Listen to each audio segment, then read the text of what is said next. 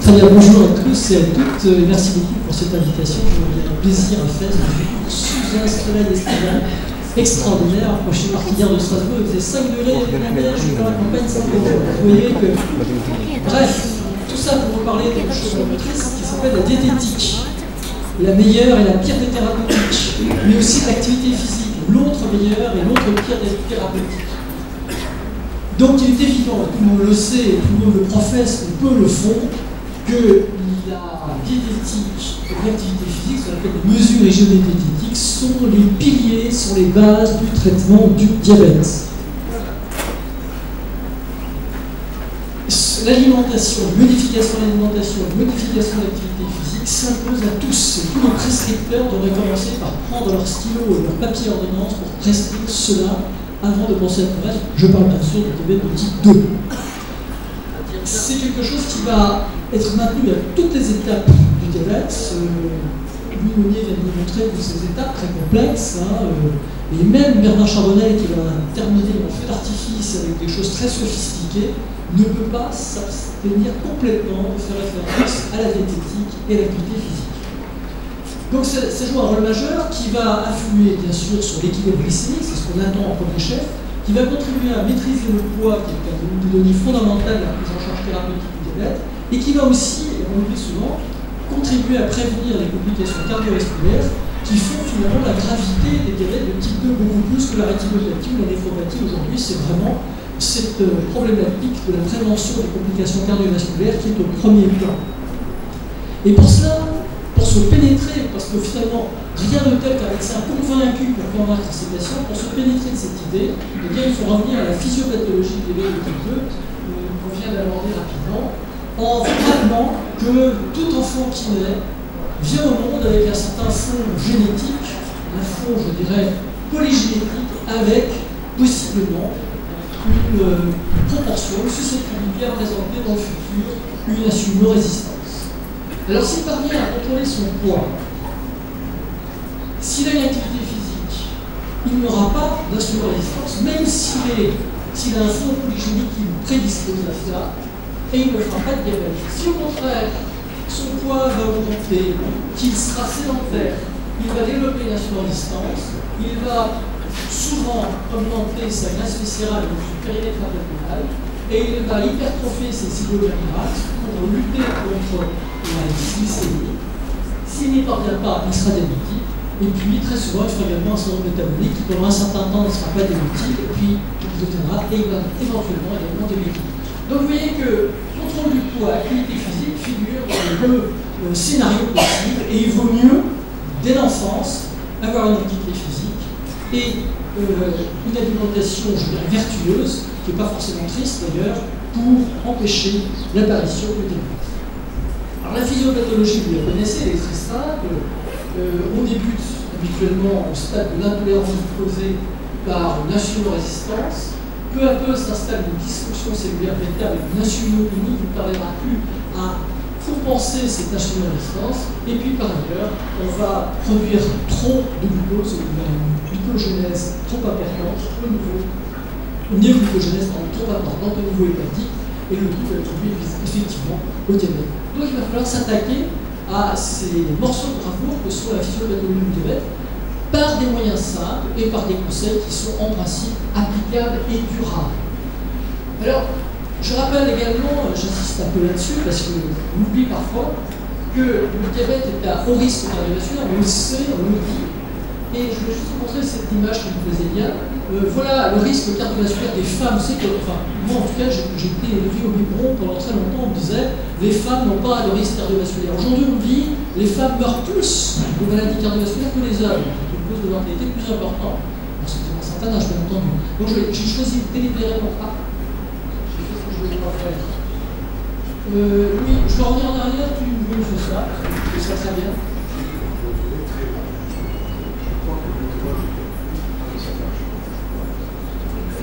Enfin, toujours est-il que je vous montrais un diagramme où vous voyez que le risque cardiovasculaire d'une femme de 60 ans lorsqu'elle est diabétique est le même que le risque cardiovasculaire d'une femme de 80 ans qui n'est pas diabétique. C'était juste une manière de rappeler que cet objectif de la prévention cardiovasculaire doit être permanent. Là, j'ai un petit problème. J'arrive pas à revenir en arrière. Ensuite, il faut. Là, je sais où je suis. Voilà, GTA, donc c'était ce que je voulais vous montrer. Oui, ici, à 60 ans, on a le même risque qu'à 80 ans. Je vais essayer de ne pas me tromper. Donc, quelles sont les bases de la diététique? Là, encore une fois, il faut avoir des bases simples, élémentaires. La première, c'est qu'il faut avoir une alimentation structurée. Structurée, c'est séquentielle, c'est l'alimentation habituelle. Alors, bien sûr, il y a des gens qui mangent de façon continue. C'est pas tout à fait ce qu'on souhaite. Ensuite, il faut réduire l'apport énergétique en fonction du poids, le IMC, du tour de table. Il ne faut pas réduire de façon systématique, mais la plupart des diabétiques, vous le savez, ont un excès de tour de taille et d'adiposité. Ensuite, il faut choisir des aliments qui ne vont pas perturber l'équilibre glycémique et qui vont minorer le plus possible l'excursion glycémique, donc l'hyperglycémie postprandiale. Enfin, je reviens à mon dada, il faut maîtriser le risque cardiovasculaire en choisissant les bons lipides et en réduisant le stress oxydatif, qui est une notion un peu théorique, mais qui a quand même un support expérimental important et qui joue certainement un rôle dans la prévention cardiovasculaire. Alors l'alimentation, on va prendre point par point ces différentes propositions. L'alimentation structurée équilibrée, elle est proposée sous la forme de ce qu'on appelle la pyramide alimentaire, c'est-à-dire qu'il s'agit d'une part d'imposer une certaine hiérarchie de la fréquence de consommation des aliments, d'autre part de les harmoniser entre eux de façon à avoir une alimentation diversifiée et goûteuse, et puis de respecter bien sûr un certain nombre d'horaires qui sont variables en fonction des traditions des uns et des autres. Et vous voyez par exemple que la base ici, 4 à 6 parts par jour, au moins à chaque repas, eh bien, ce sont les céréales. Au-dessus, vous avez les légumes et les fruits, au moins 5 parts par jour. Vous avez ensuite les produits laitiers, au moins 3 parts par jour. Et puis plus haut, vous avez des choses qui ne sont pas futiles, bien entendu, qui ne sont pas accessoires, mais dont on mange souvent trop, dont il faudrait manger moins souvent et moins en quantité. Ce sont notamment les viandes rouges, les matières grasses, bien entendu, et les produits sucrés. Donc cette pyramide qui est bien connue, qui est galvaudée, résume assez bien la structure de l'alimentation souhaitable pour monsieur tout le monde, et encore plus pour le diabétique. Ensuite, il faut réduire l'apport énergétique. Alors cet apport énergétique va être réduit en fonction précisément de la dérive que l'on constate, de façon à réduire la production hépatique de l'insuline et de façon à améliorer la sensibilité à l'insuline. Et c'est des choses qui sont fondées sur l'épreuve.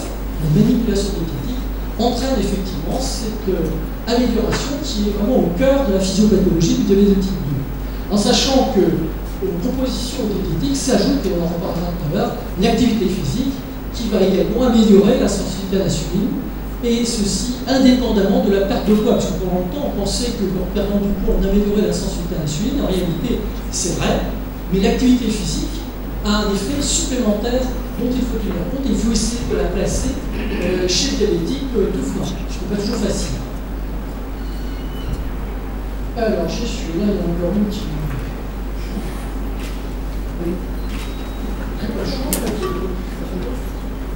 Voilà.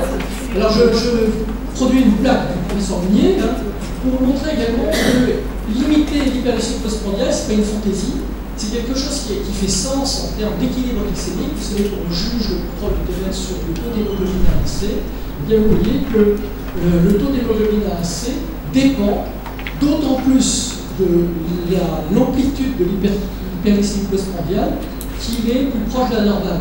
Vous voyez qu'ici, à 7,5%, à moins de 7,5%, l'hyperglycémie postprandiale contribue pour 70% à ce taux d'hémoglobine A1C. Ensuite, évidemment, quand le diabète est moins bien contrôlé, l'hyperglycémie postprandiale contribue moins, à 30% ici, contre 70% pour la glycémie basale.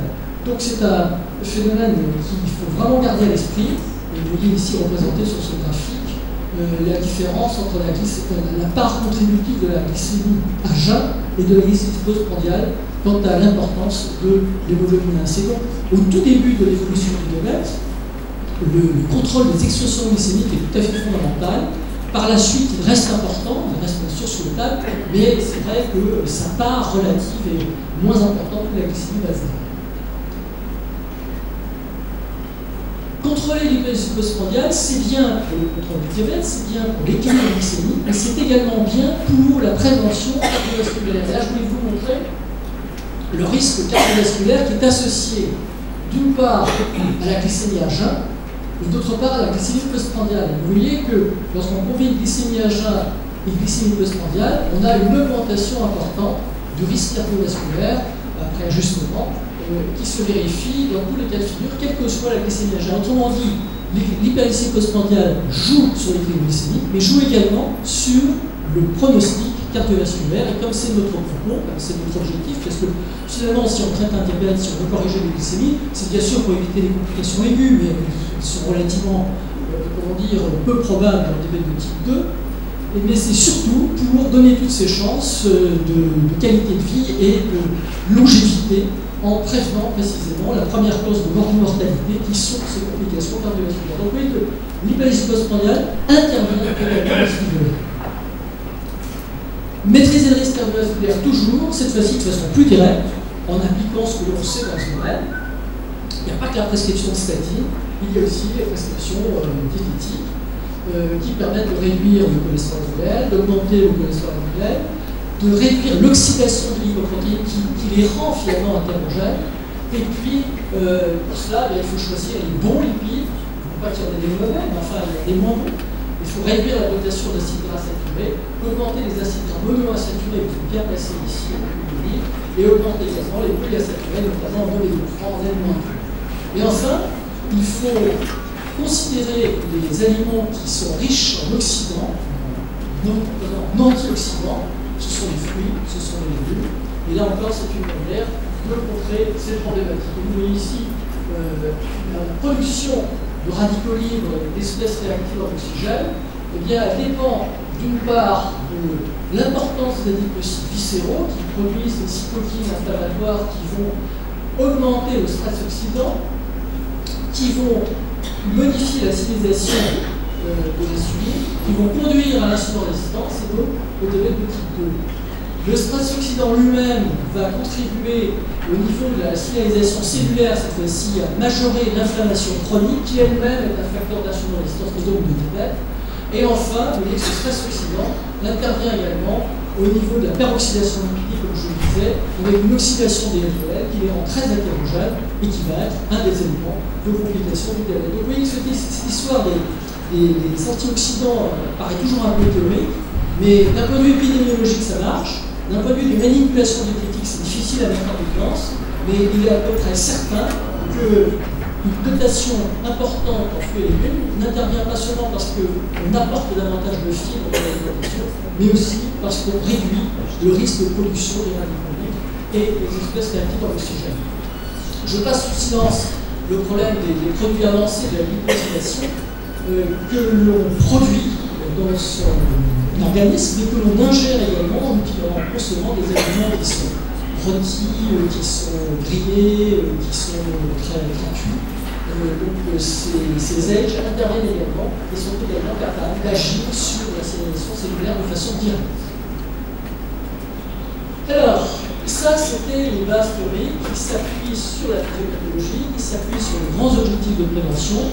Et puis il y a maintenant la pratique de la diététique. Alors je ne vais pas rentrer dans le détail des choses parce que je le rappelle le temps, mais il est évident que ce qui s'impose à tout le monde, c'est que si on veut réduire l'IMC, il faut un régime hypocalorique d'un ou de l'autre.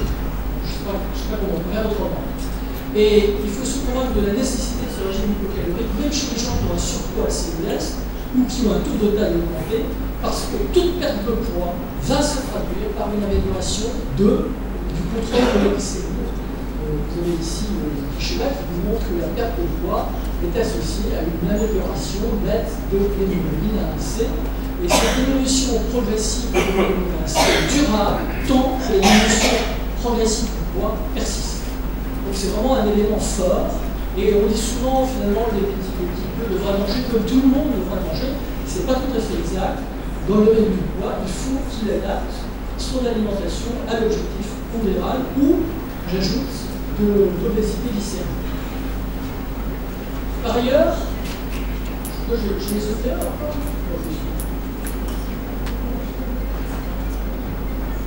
Voilà, c'est très sensible. Hein. Par ailleurs, le problème du régime hypocalorique fait qu'il y a des quantités de possibilités de régime hypocalorique, hein, on est très inventif dans ce domaine. Alors quel régime hypocalorique? A priori, d'abord un régime qui va être compatible avec une qualité de vie acceptable et en général qui maintient ou qui crée un gradient énergétique négatif d'environ 300 calories. C'est-à-dire que ce qu'on va proposer aux patients, ce n'est pas des coups d'éclat extraordinaires qui vont permettre de perdre du poids de façon rapide, mais non durable, comme vous le savez, puisqu'il y a le repos, il y a le rebond, enfin il y a toujours un échappement qui est pratiquement inéluctable. Donc là, on va travailler dans la durée. Et on va obtenir une perte de poids, on va exiger une perte de poids progressive, modérée, mais constante et donc durable. C'est tout le projet thérapeutique dans ce domaine-là, c'est ça, c'est pas de perdre des kilos, c'est perdre des kilos pour améliorer le contrôle du diabète. Et donc, pour ce faire, il y a lieu, bien entendu, de réduire l'apport énergétique, je peux le dire, avec un gradient énergétique positif, mais aussi de choisir un certain nombre d'aliments. A priori, tous les régimes caloriques larges, il y a certains qui marchent mieux que d'autres. Par exemple, il est intéressant de noter que lorsqu'on utilise des aliments qui sont à faible index glycémique, on en reparlera, et on a une perte, une diminution de l'hémoglobine A1C qui est plus importante que lorsqu'on utilise des céréales, parce que pour entrer dans le temps, on utilise des céréales riches en fibres, etc. Eh bien, il faut l'utiliser, bien entendu, mais pas autant qu'on le disait. Il faut surtout cibler des aliments qui ont un index glycémique faible, et on a une perte de poids comparable, sinon meilleure, et surtout on a un effet sur l'hémoglobine A1C qui est meilleur. Donc, quel régime?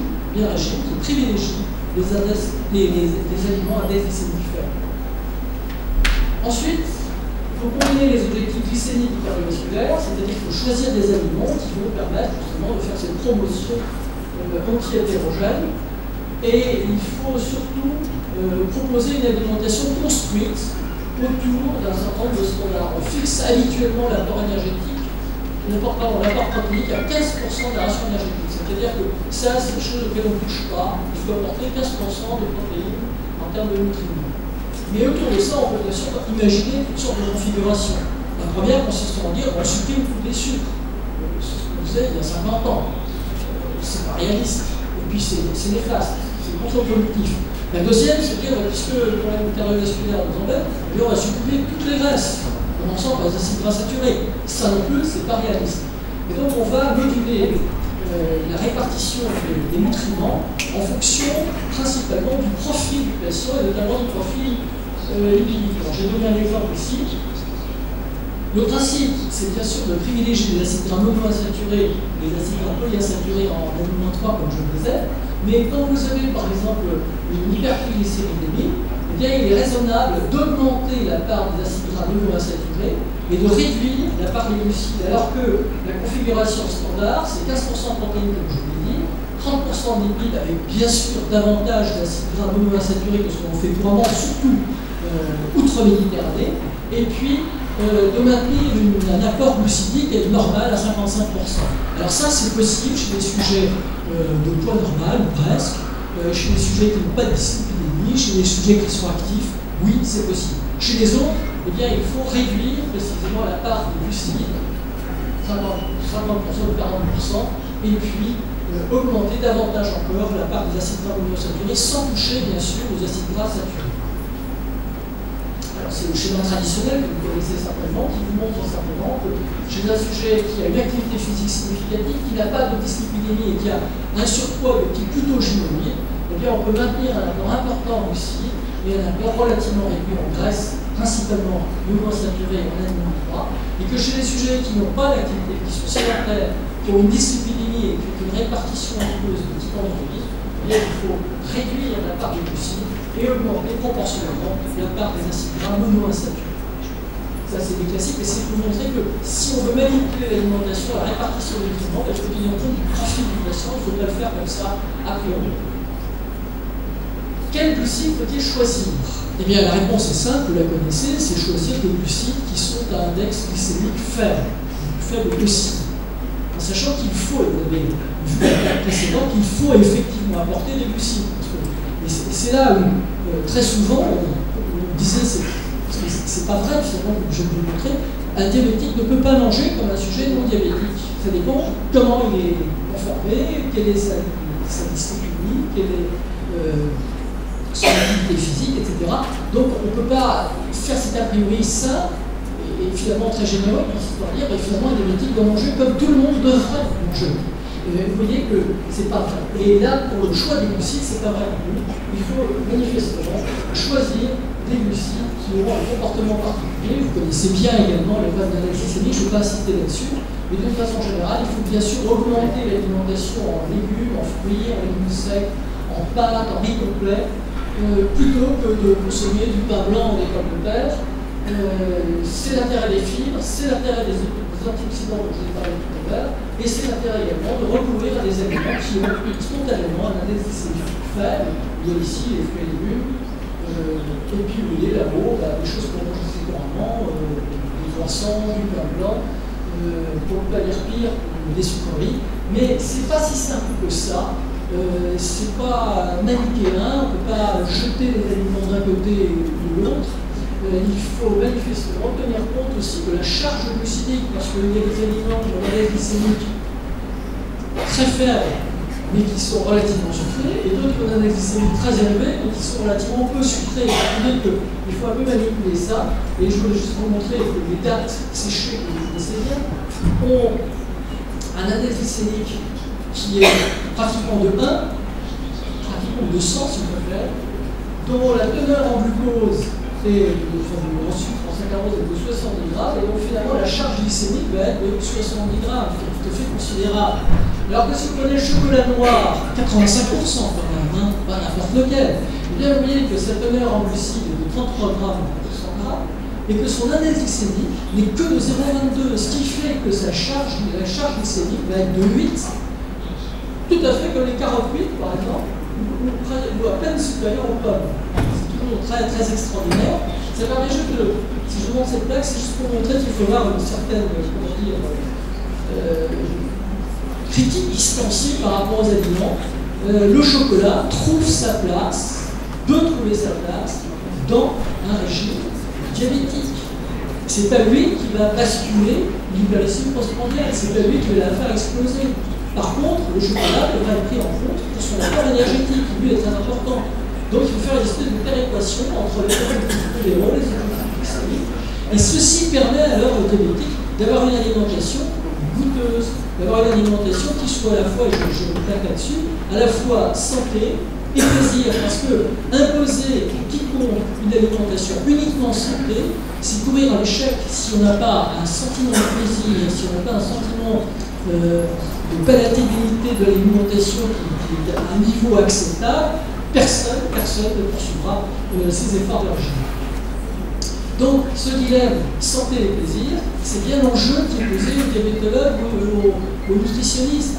C'est d'associer des objectifs que l'on peut qualifier de durs avec des objectifs de convivialité, de plaisir alimentaire, ce qui consiste effectivement à choisir des glucides à faible index glycémique, comme je l'ai dit, ce qui consiste effectivement à apporter des fibres sous la forme de fruits et de légumes, peu de sucre ajouté, mais par contre la possibilité de recourir à un goût sucré apporté par les édulcorants de la plaque inversée, en sachant qu'il faut toujours exercer une grande vigilance alimentaire vis-à-vis des graisses, qu'il faut favoriser les acides gras monoinsaturés, les huiles d'olive, les huiles de colza par exemple, qu'il faut cuisiner le plus possible sans matière grasse et en aromatisant, qu'il faut privilégier des protéines moins grasses que les autres, comme les poissons, qu'il faut consommer occasionnellement certains aliments un petit peu à risque, comme la charcuterie ou certains fromages.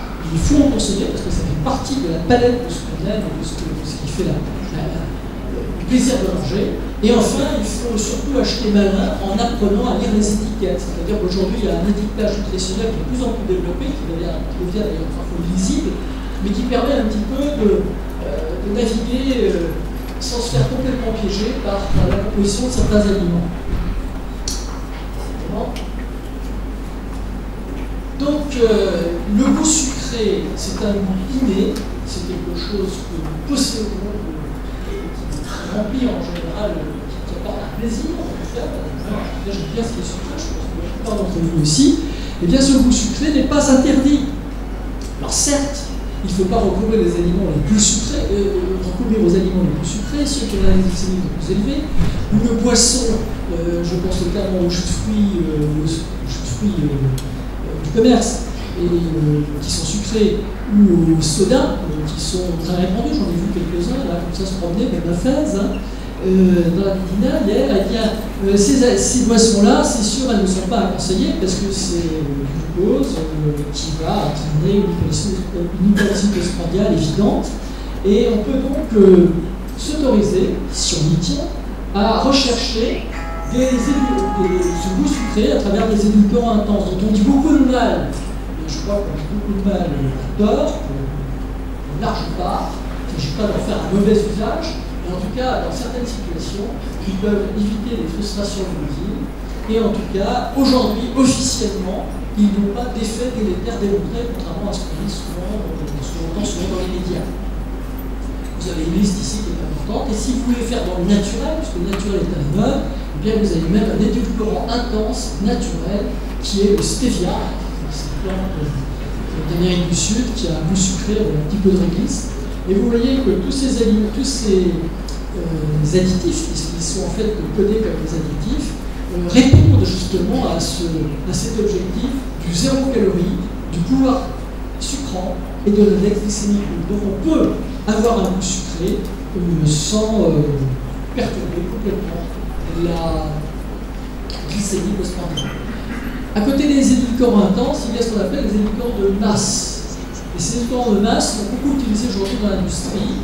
Par exemple, la confiserie, on fabrique aujourd'hui des bonbons de chocolat, c'est des praliné, avec du maltitol, par exemple. Je vais juste vous mettre en garde, parce que le saccharose, vous voyez, c'est l'effet hyperglycémiant avec l'index glycémique. Le saccharose, vous voyez, a un index glycémique d'environ 70%.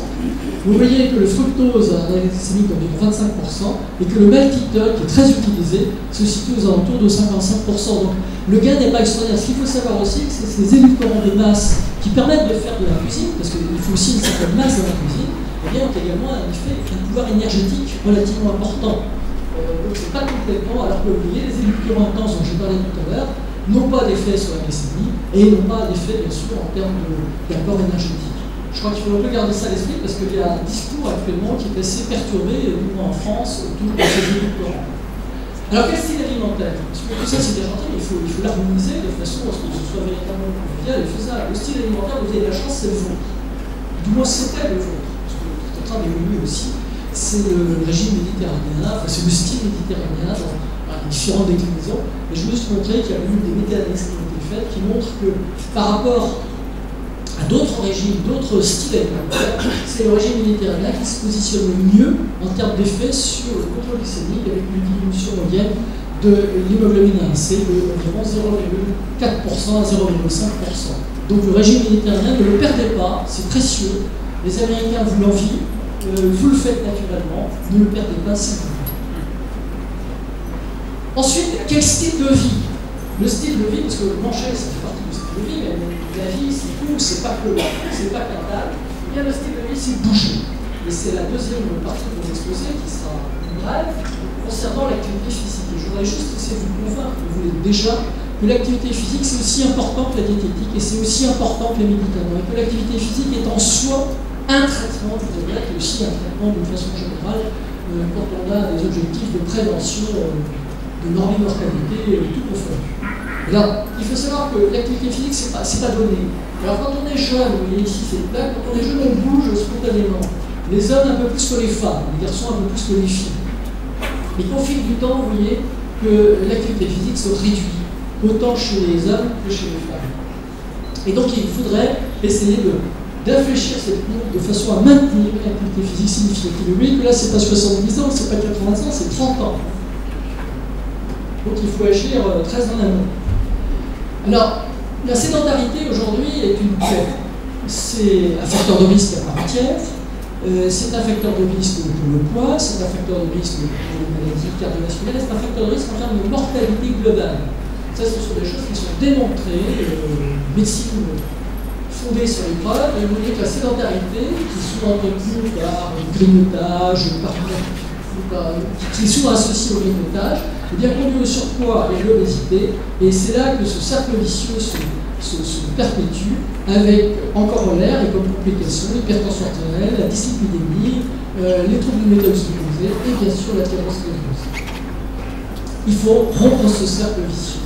Alors les bienfaits de l'activité physique sont aujourd'hui amplement démontrés, vraiment avec des études d'intervention qui sont tout à fait courantes, il y a des méta-analyses, enfin il y a tout ce qu'il faut pour qu'on y croie vraiment.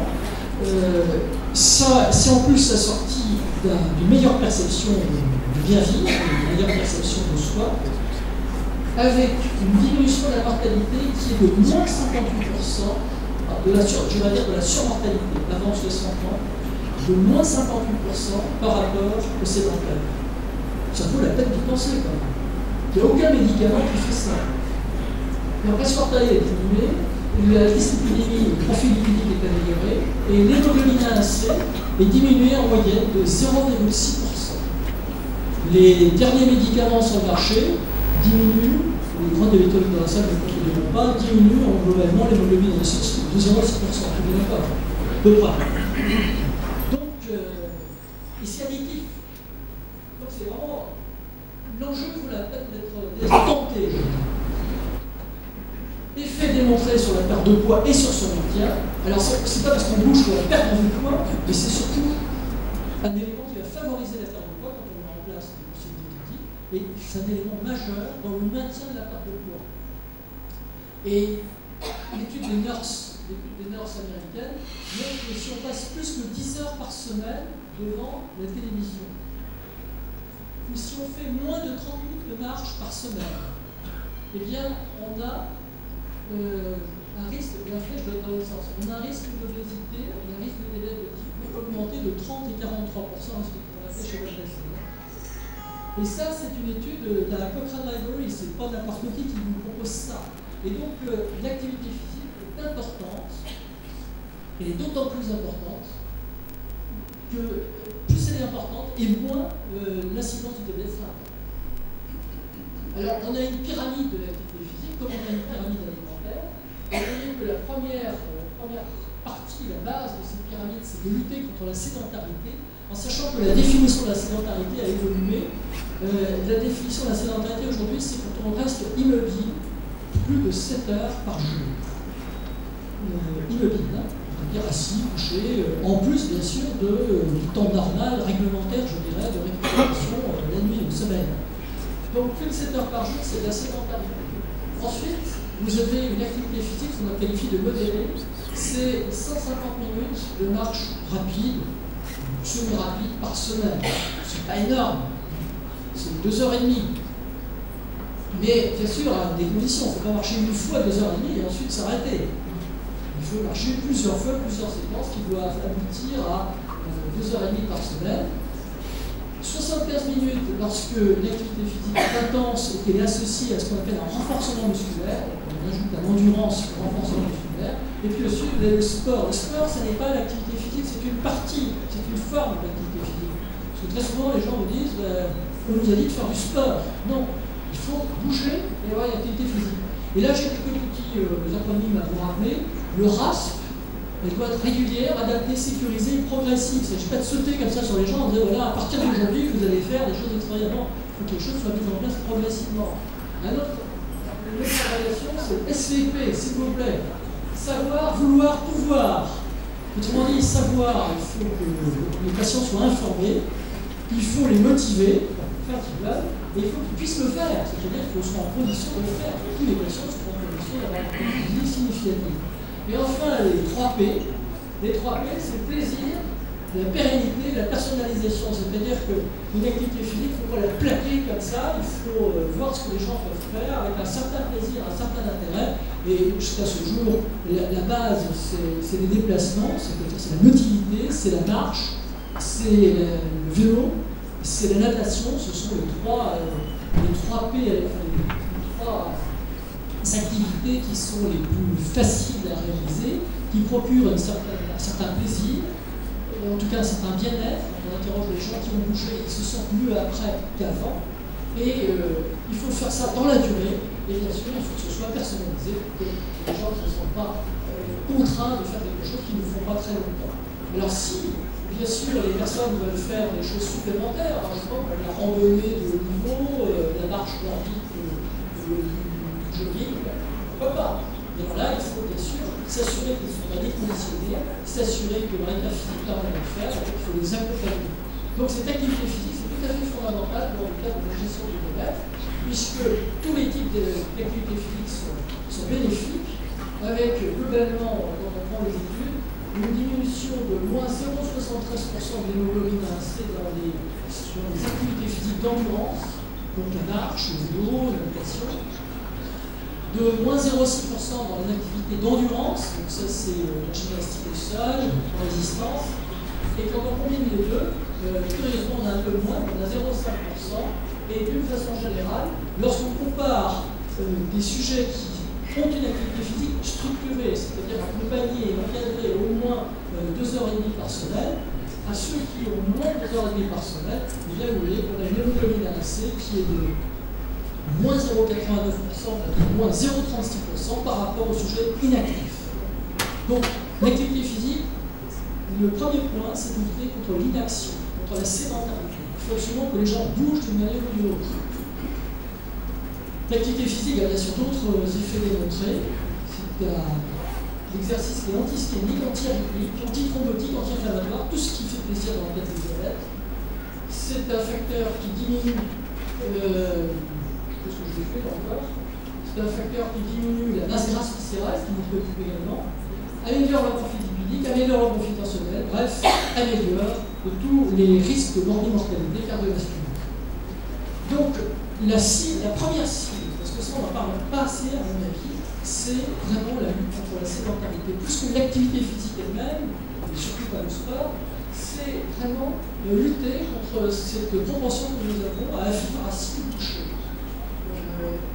Il faudrait, quand on est assis, je vous disais tout à l'heure, quand on est assis, il faudrait se lever toutes les heures pour marcher 2 minutes, puis revenir à sa place. Et ça a été testé. Et c'est probant. Alors, c'est pas probant pour le diabète, ça peut être fait dans le cas du diabète, mais c'est probant. Et vous voyez que, d'une façon générale, chaque fois qu'on s'attaque à la sédentarité, on est gagnant, puisqu'on a un effet très net sur les maladies cardiovasculaires, sur la mortalité, toutes causes confondues. Alors, bien sûr, c'est pas grand-chose, 40 places, exprimé comme le font les laboratoires pharmaceutiques, c'est 50% de morts en moins. De même. Et puis, mortalité cardiovasculaire, c'est 90% de mortalité. Enfin bref, ça vaut vraiment la peine, et ça c'est une étude relativement récente. Alors, que faire en pratique? C'est une dernière plaque, avec 3 niveaux de fitness. Vous savez qu'aujourd'hui on s'amuse entre le fitness et le fitness. Le fitness c'est bouger, le fitness c'est jouer. Donc il y a 3 niveaux pour lutter contre on va être plutôt fitness que le fitness. C'est lutter contre la sédentarité. Il faut rompre tous les temps de sédentarité, c'est-à-dire qu'il faudrait bouger. Tout simplement bouger. Ne jamais accepter une position d'immobilité plus d'une heure, plus de 90 minutes dans la journée. Là, aujourd'hui, on va vous soumettre à rude épreuve, puisque si j'ai bien compris, le programme des festivités va être scotché à votre siège plus de 90 minutes. Bref, c'est contre-exemple. Ensuite, il faut augmenter l'activité physique dans la vie quotidienne. C'est-à-dire que chaque fois qu'on peut, il faut bouger plutôt que de ne pas bouger. Aujourd'hui, la société nous propose tellement de possibilités de ne pas bouger, hein, que ce soit les véhicules à moteur, les ascenseurs et autres. Donc il faut privilégier les déplacements à pied. Alors on dit souvent, je trouve ça un petit peu risible, enfin on dit souvent quand vous prenez le train, arrêtez-vous une station avant, quand vous prenez le bus, arrêtez-vous 2 stations avant et allez là où vous voulez aller à pied, pourquoi pas? Il faut en tout cas remiser le plus possible les véhicules à moteur, ça c'est évident. Et puis il faut privilégier les escaliers plutôt que l'ascenseur. Vous voyez ici c'est le cas, sur cette photo, c'est extraordinaire. les gens prennent l'escalier, ils sont vertueux, en fait, l'escalator est en panne. Donc il faut vous dire, chaque fois qu'il y a l'escalator, il faut qu'il est en panne, il faut prendre l'escalier à côté. Moi je le fais personnellement, je suis absolument pas embarrassé. Il n'y a que eu de métro parisien, tout le monde se bouscule. Je vous assure que quand vous prenez des escaliers, personne ne vous bouscule. Vraiment personne. Et enfin, le troisième niveau, il faut avoir une activité physique structurée. Le principe, c'est que tout le monde peut en faire. Il faut partir de cette base-là, à condition bien sûr d'adapter les choses. Même les personnes très âgées peuvent bouger.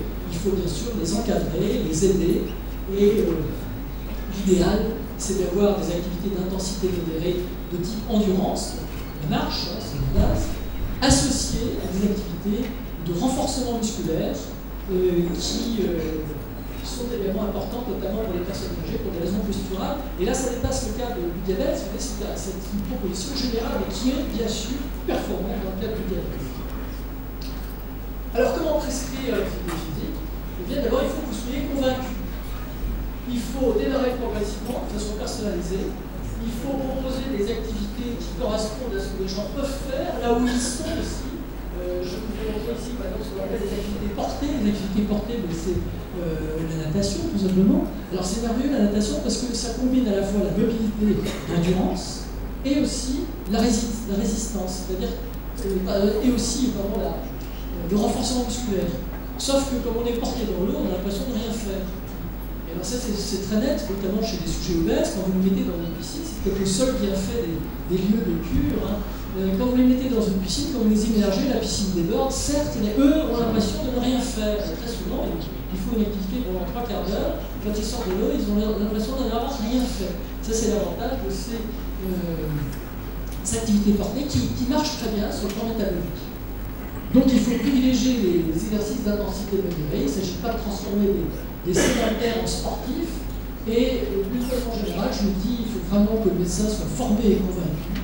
Et là encore, il y a des études bien faites qui montrent qu'un médecin pratiquant une activité physique a des patients pratiquant l'activité physique.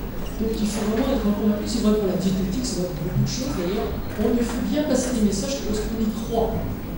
Donc ça, c'est notre devoir, notre savoir-faire. De façon générale, quand il n'y a pas de complications, quand les complications sont stabilisées, on peut presque très facilement n'importe quelle activité physique, sauf s'il y a des conditionnements, auquel cas il faut remettre en forme, bien entendu. Par contre, lorsqu'il y a des complications qui ne sont pas stabilisées, il faut faire un examen complémentaire, notamment sur le plan cardiologique, voir la faisabilité de l'activité physique, et puis ensuite proposer également des activités, soit dans le cadre du club, soit dans le cadre individuel, tout simplement, en sachant qu'il y a nécessité de suivre cette activité physique de deux manières. D'une part, sur le plan de votre métier, c'est le suivi du patient, mais aussi sur le suivi de la motivation, parce qu'il faut chaque fois remotiver. Il faut faire ce qu'on appelle des interventions brèves, de l'entretien motivationnel, de façon à ce que l'activité physique perdure. Et donc la profession de foi de tout prescripteur de l'ADN, c'est, face à la théorie de type 2, c'est d'associer l'alimentation équilibrée, je l'ai appelé comme ça, c'est une activité physique régulière, et bien sûr à tout ce qui va venir maintenant, c'est-à-dire les médicaments, parce que bien sûr, de temps en temps, il faut quand même recourir aux médicaments. Et ça, ce sont les 3 piliers du traitement du diabète qui sont, à mon avis, à parité. Il ne s'agit pas de privilégier l'un par rapport à l'autre, il s'agit de mener ce projet à terme pendant toute la vie du diabétique. Voilà. J'espère que vous êtes convaincus. Et vous allez tout mettre en pratique, mais il faut d'abord patienter un peu, puisque je crois qu'il y a un certain nombre d'orateurs qui vont polluer l'atmosphère en parlant de drogue. C'est bien ça. Merci de votre attention.